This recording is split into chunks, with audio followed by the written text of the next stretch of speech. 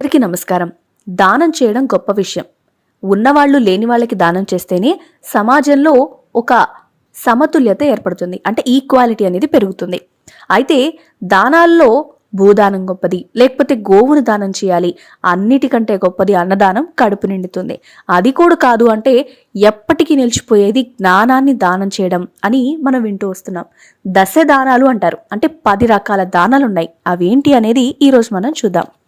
మొదటిది గోదానం, అంటే గోవుని దానం ఇవ్వడం. 2 భూమిని దానం ఇవ్వడం. ఇక 3వది నువ్వుల్ని దానం చేయడం. 4వది బంగారాన్ని దానం చేయడం. 5వది ఆవు నెయ్యి దానం చేయడం.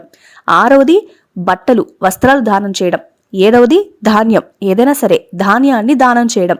8వది గూఢదానం, అంటే బెల్లాన్ని దానం చేయడం. 9వది రౌప్య, అంటే వెండి కావచ్చు రజతం కావచ్చు దానం ఇవ్వడం. ఇక 10వది లవణం, అంటే ఉప్పుని దానం ఇవ్వడం.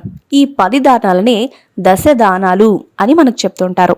వీడియో నచ్చితే లైక్ చేయండి, షేర్ చేయండి, ఛానల్ని సబ్స్క్రైబ్ చేసుకోండి.